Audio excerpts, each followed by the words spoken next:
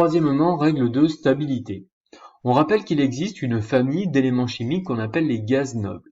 Ces éléments ont la propriété de rester seuls à l'état atomique. Autrement dit, ils ne vont pas s'associer avec d'autres éléments chimiques pour former des molécules ou pour former des ions. Le secret de leur grande inertie ou stabilité chimique, c'est leur couche électronique, avec la couche de valence, ou autrement dit couche externe, qui est pleine ou saturée. Donc par exemple pour l'hélium, qui est le premier des gaz nobles dans la classification périodique, sa couche de valence est la couche 1, elle est pleine avec 2 électrons. Le gaz noble qui le suit, c'est le néon, sa couche de valence est la couche 2, elle est pleine avec 8 électrons, 2 électrons sur la sous-couche S et 6 électrons sur la sous-couche P.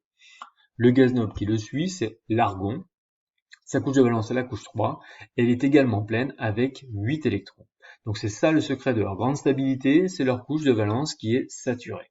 Et tous les autres éléments chimiques, donc autres que les gaz nobles, vont avoir tendance à leur ressembler et à acquérir la même structure électronique que le gaz noble qui est le plus proche d'eux. C'est-à-dire avec une structure avec 2 électrons pour ressembler à l'hélium, on parle de structure en duet, ou avoir une structure avec 8 électrons pour ressembler au néon ou à l'argon, et là on parlera de structure électronique en octet. Donc voyons l'application de ces règles, règles du duet et règles de l'octet, pour la formation d'ions monoatomiques et pour la formation des molécules. Voyons tout d'abord pour la formation d'ions monoatomiques. Donc afin de ressembler aux gaz nobles les plus proches d'eux, certains atomes vont perdre ou gagner des électrons et ainsi former des ions monoatomiques, c'est-à-dire des ions qui ont été formés à partir d'un seul atome. Alors pour cela, on va prendre l'exemple de l'atome de fluor. L'atome de fluor il est situé dans la colonne 17 et le gaz noble le plus proche de lui, c'est le néon. Autrement dit, le fluor n'est pas stable et pour devenir stable, il va falloir qu'il ressemble au néon. Le fluor, sa structure électronique, elle a été représentée ici. Sa couche de valence, c'est la couche 2 qui possède 7 électrons. Et pour être stable, il devrait ressembler au néon qui lui a 8 électrons sur sa couche de valence. Autrement dit, il va falloir que le fluor gagne un électron pour ressembler au néon. C'est ce qu'il va faire dans son environnement. Il va facilement capter un électron supplémentaire et donc ressembler au néon. Et en gagnant un électron supplémentaire, il va acquérir une charge moins et former l'ion fluorure F-. Prenons un autre exemple, le cas de l'atome de sodium de symbole chimique Na. Il est situé dans la troisième ligne de la classification, première colonne. Son numéro atomique c'est 11, il est entouré par deux gaz nobles, le néon, numéro atomique 10, et l'argon, numéro atomique 18. Donc autrement dit, le gaz noble qui est le plus proche de lui, c'est le néon. Alors il va avoir tendance, le sodium, à évoluer d'un point de vue électronique pour ressembler au gaz noble qui est le plus proche de lui, qui est le néon. Alors on va le voir tout de suite avec sa structure électronique. L'atome de sodium, sa couche de valence, c'est la couche 3, il a un électron dessus. Ça c'est pas stable, puisque pour être stable, il devrait en avoir 8 des électrons. Et deux possibilités, donc soit rajouter 7 électrons sur la couche 3 pour ressembler à l'argon, ou bien perdre cet unique électron pour avoir la couche de valence qui soit la couche 2 et ainsi ressembler au néon. C'est ce qui va se passer, puisque c'est plus simple de retirer un seul électron que d'en ajouter 7, et ainsi en perdant cet unique électron, il aura la même structure électronique que le néon, c'est-à-dire une structure électronique avec 8 électrons sur la couche de valence 2, et en perdant cet unique électron, il fait apparaître une charge positive, et ainsi il forme le cation sodium Na+. Si on applique ce même type de raisonnement aux éléments de la première colonne, on va se rendre compte qu'ils auront tendance à former le même type d'ion pour ressembler au gaz noble le plus proche d'eux, donc c'est-à-dire des ions avec une charge positive.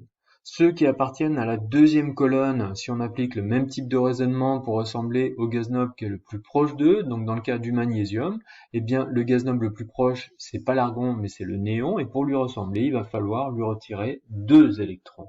Et donc si on lui retire 2 électrons, il formera l'ion magnésium Mg2+. Même type de raisonnement pour le beryllium, il aura tendance à ressembler à l'hélium. Donc pour cela, il va devoir perdre un électron pour ressembler au lithium et encore un électron pour ressembler à l'hélium. Donc s'il perd 2 électrons, il forme l'ion Be2+.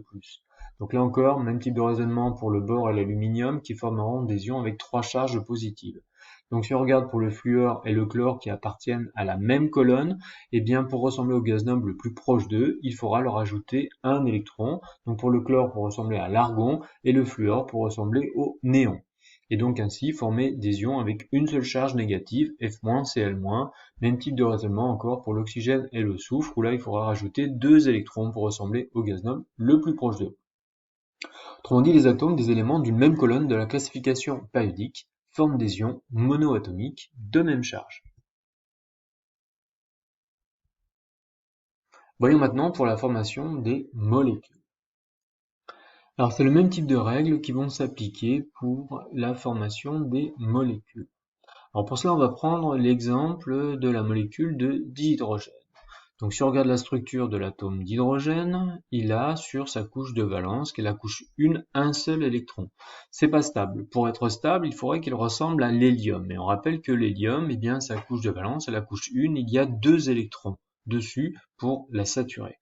Donc autrement dit, l'hydrogène devrait avoir un électron supplémentaire pour être stable.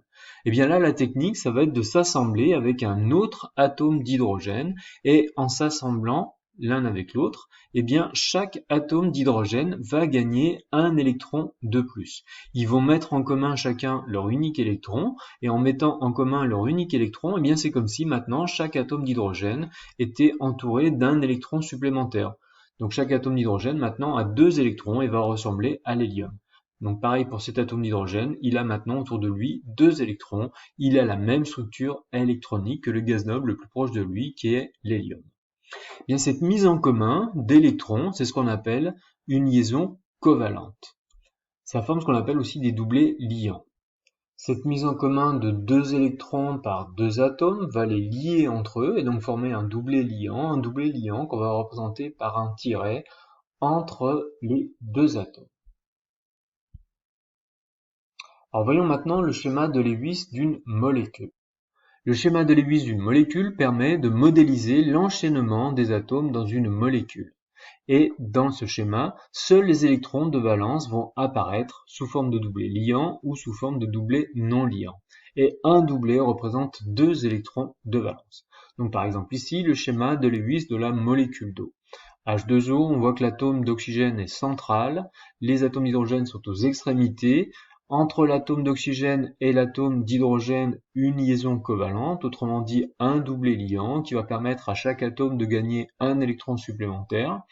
Et l'oxygène possède également 2 doublés non liants, c'est-à-dire des électrons de valence qu'il ne partage pas avec d'autres atomes. Et pour l'indiquer, donc vous voyez, ce sont des tirets, mais des tirets qui vont être en propre autour de l'atome qui les possède. Un autre schéma de Lewis, c'est de la molécule de méthanol, CH3OH.